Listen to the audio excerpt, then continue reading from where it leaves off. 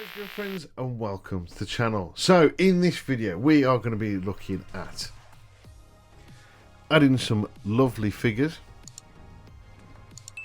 adding some cannon, and adding a nice little stand. So grab yourself a brew and a bicky and let's jump straight into it.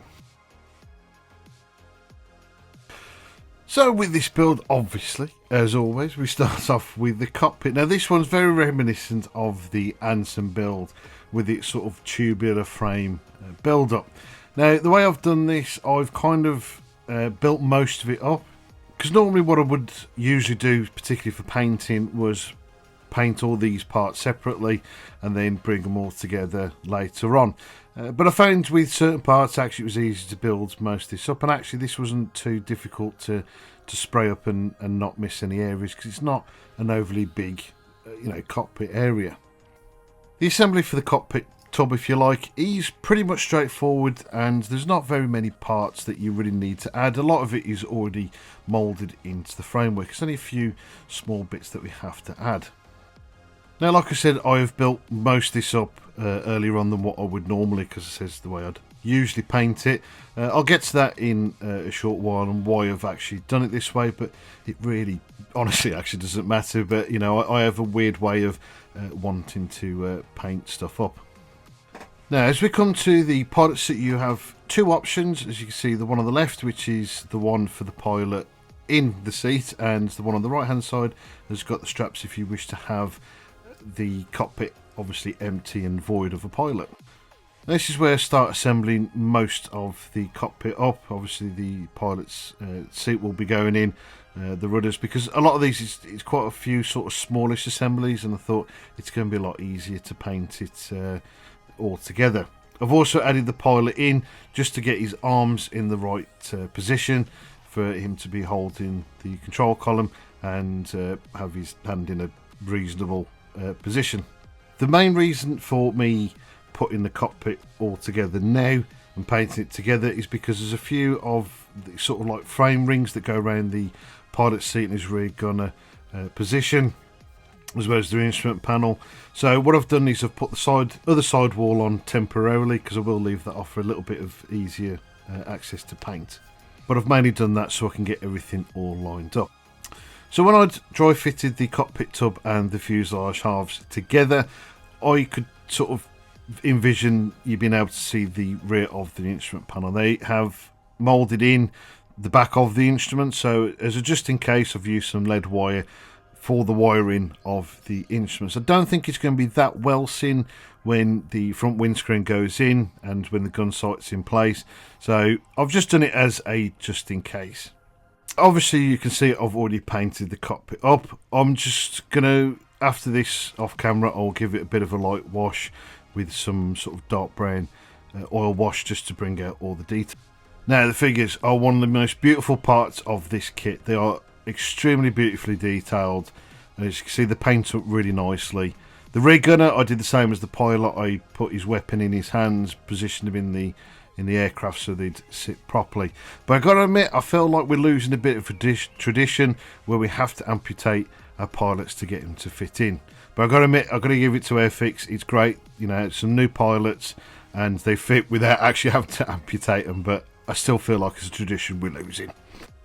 So you can see we've got the decal of the instrument panel as well. There's not much of the way of interior decals to go in. There is an option of a map, but as you can see I've gone with a paper one that I have printed off, and you can see there the wash that I've done. Again, I've started using more often now, just some oil paint, so it's a raw umber with a little bit of black mixed in there to it to give it that sort of same kind of colour of the Tamiya dark panel liner. As we come to the main fuselage halves, both sides have this small little notch that needs to be taken out. I'm not sure why. I assume it must be to do with potential later variants coming out in the near future. As you can see, it's a simple procedure to do anyway, as I use my nippers as the main part of it and then just use a knife to clean that up nicely. There is a small notch there that needs to be left. I did cut the one off. That's mainly just to make sure the canopy sits nicely. But as far as the fuselage going together, it fits really nicely. There's a couple of seam lines as always that you need to clean up, but generally it went together really nicely. Now the only thing you're going to have to consider here is the panel that goes at this point. Depending if you're going to be doing the sort of like the bomber version of it, you'll need a different panel that goes there, because obviously that holds one of the external racks. The tailplane is two halves stuck together. That's the only sort of issue I kind of have with this, is that there's no posability on the elevators, but you can actually pose the actual tail section depending on whether it's on the ground or in flight. Now I'm going to really quickly go back and go on about the colour of the cockpit. Now I believe that the lower half of that cockpit actually should be silver, but because the figure's going in, you're not really going to see it. I was also going to do the fabric on the inside, but it's not really seen, so I didn't bother. I just did it all green, because I'm quite sure somebody's going to tell me I've done it wrong. Landing lights are nicely moulded. They've got a framework that goes on the front which you need to paint. It is a bit difficult to paint because it's such a clear part. I actually struggled to see this frame. Fortunately I actually managed to do a half decent job on it. On the back I've used a chrome pen just to give the impression of that sort of mirror finish of the back of the light. The spats are quite simple assembly. Technically, if you exclude the side covers, it's a three-part assembly. So you've got this sort of like inner wheel well part that goes on. You can also see there the locating pin for the wheels themselves. Now, locating pins, the landing light locating pins are quite nicely done. They've got a very specific shape and slot, if you like, to fit in. There's a bit of an angle on there as well, so you'll know which is the right way to put these lights in. 18,000 feet of missing Earth curve. Now if you're doing the other version that has the machine guns in the wheel spats, there's a small notch that they want you to take out, which gives you a good start of a locating area to use a drill bit to drill the hole out for those guns. Once that's done, all you'll need to do is run a bit of Tamiya thin around that, and that'll get rid of any rough bits of plastic and clean it up and give you that nice little smooth little gun port.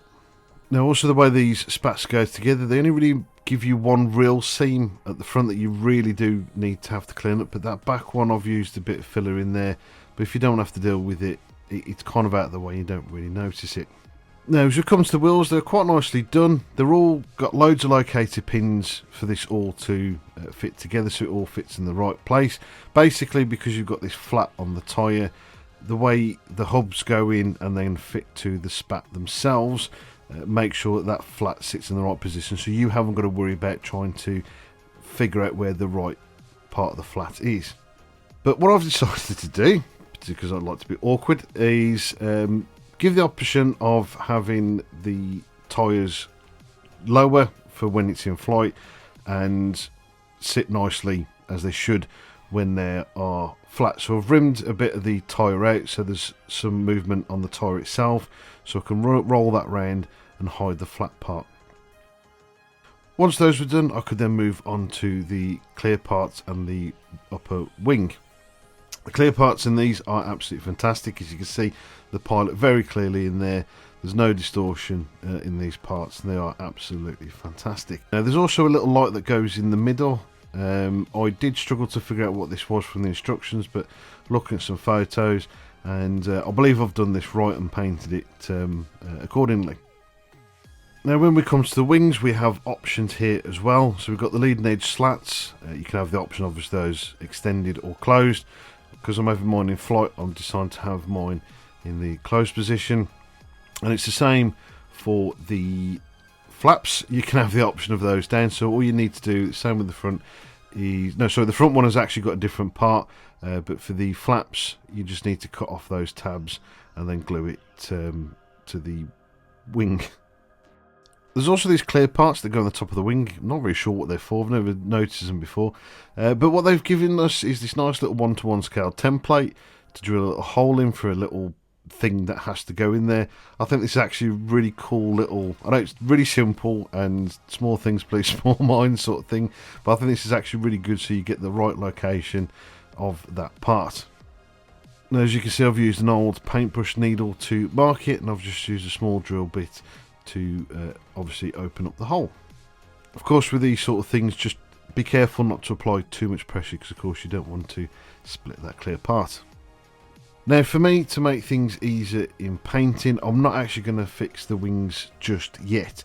All I'm going to do is slot the wings into place where they should be, flip the model over, and then what I'm going to do is put the struts in, glue them to the spats, and basically let them sit and set, so when I come to put the wings on later, everything will fit perfectly. The engine is nicely detailed, more than adequate. You won't really need to do much to this. There's probably a few little bits you might be able to probably super detail yourself, but generally the engine's fine as it is. It's got a load of locator pins, so it's very easily put together. The exhaust ring, again, nicely detailed, two-part piece, really nicely detailedly done. You've got two, I've done this myself, so I just didn't need to do. We've got these two vents, I'm not sure what they're for, being honest. There's two vents which I've drilled out because they just look better than just a solid plastic part. I've even, just for easier sort of paint and assembly kind of thing, I've put the engine cowls around the engine so I can paint that, put the exhaust ring over the top, and then I can mask that off completely and continue painting the rest of the cowl later on. Now, originally I wasn't going to do anything particularly special with this. I was going to pretty much do it out of the box. And a lot of you guys have said, oh, really looking forward to seeing what you'll do with this. And I was a bit like, well, I'm not really going to do with anything. It's going to be, as is. And I found this photo, which then of course changed everything. Now, this wasn't something I was really planning on doing. I was just looking for some weathering photos, or something I could do, and I come across this photo of a Lizzie with some 20mm Hispanos. Now, I haven't fitted these properly. As you can see, the mounting bracket over on the spat actually should be where that hatch should be, which is for the, well, I believe is for the Browning machine guns. So it should have really got in there, but because I'd sort of already done most of this, I couldn't really detail the inside very well, so I decided to sort of make my own sort of version of this. Now, I found out that these were only selected to be put on some aircraft in 1940 at number 16 Squadron, if I remember rightly, for anti-invasion. It was dual, the 20mm and the Browning 303s. Now, the photos I had found of this weren't the best, as you can see by that one in particular. So it was a bit of guesswork, but I think I've got it, generally right. But it looks good. It is something different, and again, that's something I hadn't particularly planned on doing. This one actually is based on an actual aircraft, which I don't believe was part of 16 Squadron, K6127. I know there was a prototype that was also fitted with these. So for the camo scheme, I went with the one that's in the B scheme, of the kit, and everything else I had to kind of guess. I think the lower half was a white colour, so what I'd actually done is I used sky and white, which was actually going to be just a base colour before putting white down, but I actually quite like this. I thought this was quite nice, so I went with that. As you can see with the paint itself, I've free-handed all of it, probably a bit messy than probably what I actually wanted it to be. Now, just in case anybody's interested, I'll actually give you the colours I've used for this. I kind of made a bit of a random mix with this one. So for the green, I've used XF81, which was the main colour, with a bit of 61 and a dab of FX1, which is just a bit of black. And for the flat earth, I used XF72 again, which was the bulk of it, XF57 and 10 again, just a little jab. So these were all sort of eyeballed and kind of what I thought kind of looked right, or just kind of looked okay basically. We come down to the weathering, the main bulk of it I'm kind of doing a bit of an odd one really. I've kind of done this sort of wash. Now again, I'm using artist oils, so I've used the raw umber and black again. Very heavily thinned in this case. You can see it's almost like you would with the florist wash. I've just completely plastered the model. I've pretty much just put it on and pretty much just left it as is. I actually found that after a while, when it all sort of started to settle, particularly in the areas where the ribbon of the main fuselage, where the fabric is, it was starting to sit and it was looking quite interesting, I thought. So I thought I'd leave that as is. Any sort of bits that sort of dripped down or sort of pulled, I would later on come in with this very slightly damp brush with some thinners on and just sort of blend those in. After I left that overnight, I then came back in the following day with the same mix, not as thin down as I did before, and then just picked out a few of the details. This was more of a sort of panel liner pin wash, but again, like I said, I wasn't going to go through all of it because the wash I did previously had kind of already done that. This was just to sort of emphasise a few more of the details on there and just sort of add a bit more visual interest. I also wasn't too precious about this, so it was a little bit messy, and again, this was kind of purpose, just to sort of, with panels like this one, just to make it look like they've been messed around with and there's sort of like greasy fingerprints or something along the lines there, just to sort of make those little areas pop. Any bits that I did actually want to be a little bit tidier and more of it just like use as a pin wash, I will come in afterwards with a little bit of thinners on the brush and just push those back into the panels and bolts, rivets, just so you get that sort of, you know, deeper look in those parts. And the last thing I want to do is add it onto this little nice wooden base. I've used a clear bit of acrylic rod, which I've bent a small angle in to sort of give it a nice bit of a position. Made a little notch in the top, which I've obviously made a little notch in the lower part of the aircraft, which is something I should have done earlier on, but I've forgotten. Okay, so there you go, my friends. It's nearly time, as always, to show you the finished video. But as always, before that, I want to thank you guys ever so much for watching. Do hope you have enjoyed this video. If you have and you haven't done so already, please consider liking and subscribing to the channel. Put bell notifications on for when the next video comes up, because this one has taken a bit longer than it should have done to have come out, so I do apologise for that. I also want to give a massive shout out to channel members Psyche Mac, Darren Hall, long-term channel member John Alex Scab Modelling. If you'd like to support the channel further, there are links in the description down below for stuff like channel members and buy me a Ko-fi. They're all down in the description down below if you'd like to support further. But of course, just watching the videos, liking, subscribing, and all that good stuff really does help the channel grow. And thanks to you guys, as at this moment we're at over the 10,000 subscribers. So that's all thanks to you guys. I really do appreciate it. It's great to have finally got to the 10,000 mark, and obviously we're going to push for more, obviously, because that's what we need to do, because that's how sort of YouTube works. So anyway guys, I do really appreciate it. Thank you ever so much. Again, I hope you have enjoyed the video, and I'll leave you with the finished build.